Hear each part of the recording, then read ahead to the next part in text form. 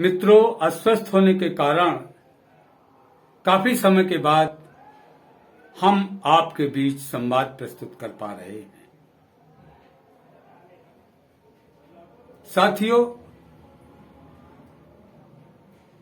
आज एक ऐसा प्रश्न लेकर के आपके बीच हूं जिस पर सारे समाज को चिंतन और मनन करने का समय आ चुका है। करना ही पड़ेगा चिंतन, करना ही पड़ेगा विचार कि क्या हमारे देश के नेता वाकई जनसेवक हैं। जनसेवा से इनका कोई नाता दूर दूर तक का है या नहीं। एक प्रश्न कौंता है मस्तिष्क में। इस प्रश्न का उत्तर खोजना ही पड़ेगा। इस प्रश्न के उत्तर की समय को जरूरत भी है। अगर समाज ने इस प्रश्न का उत्तर नहीं खोजा तो सारा देश धीरे धीरे जो ये हमारे पूर्वजों ने बनाया और संवारा है धुंधला जाएगा, मिट जाएगा। राष्ट्रभक्तों को, देश प्रेमियों को ये सब सोचने का वक्त आ ही गया है।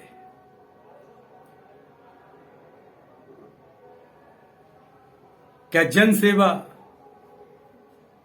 बिना पद के नहीं की जा सकती? क्या जनसेवा बिना धन के नहीं की जा सकती? क्या जनसेवा के लिए ऊंचे ऊंचे पदों पर आसीन होना बहुत आवश्यक है? अगर ऐसा नहीं तो फिर इस जनसेवा के लिए लोग इतने आतुर क्यों हैं? जनसेवक कहलाने के लिए इतने परेशान और इतने षड्यंत्र आखिर क्यों किए जाते हैं?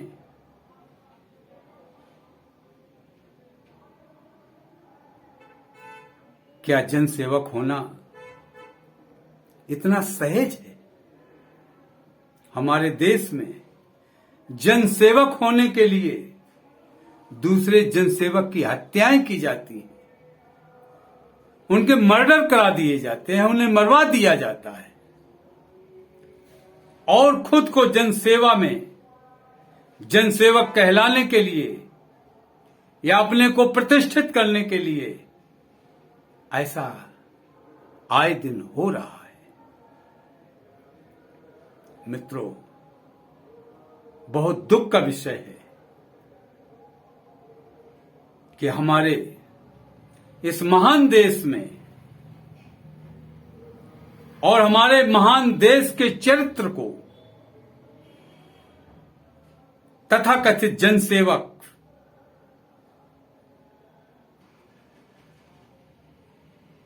धुंधला रहे हैं। देश का कद छोटा कर रहे हैं।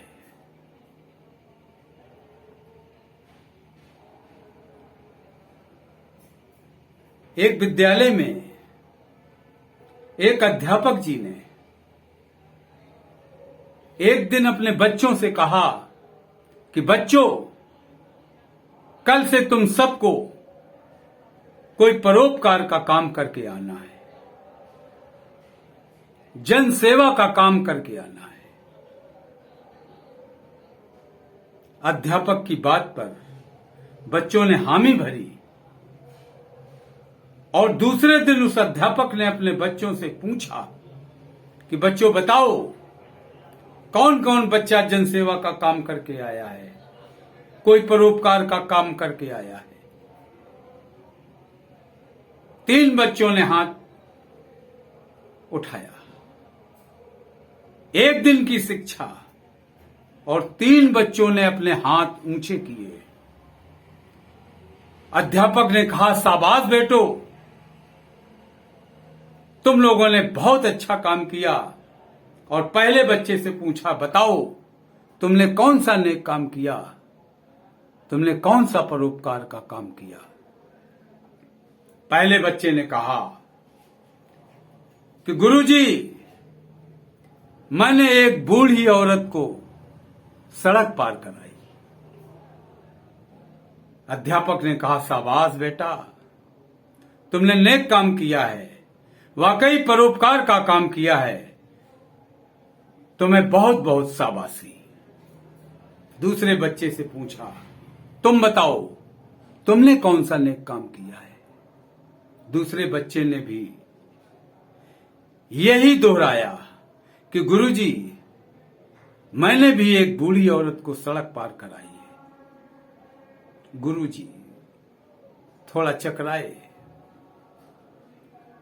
फिर संभले कि हो सकता है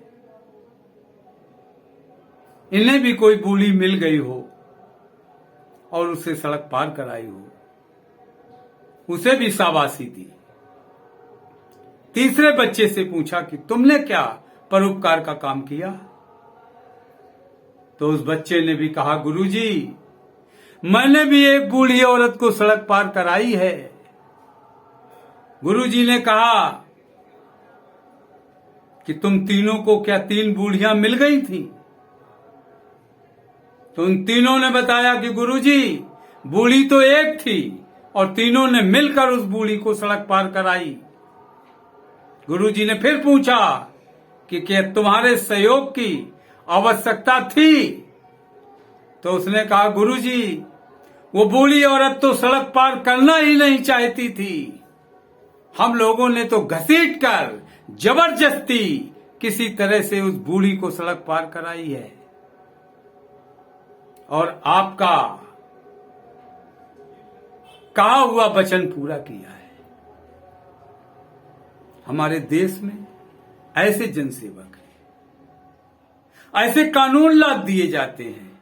अभी पिछले दिनों पूरे देश में हाहाकार मचा था जब कृषि कानून इस देश पर थोपे गए।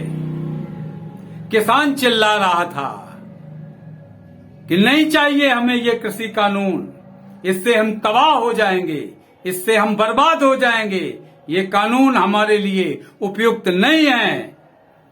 लेकिन हमारे देश के जनसेवक तो उस बूढ़ी औरत की तरह जबरदस्ती जबरन घसीटकर सड़क पार करा रहे थे।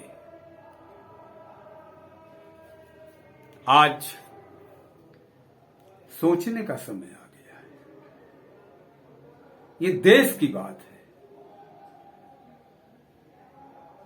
ये व्यक्तिगत स्वार्थों की बात नहीं है। विचार करो,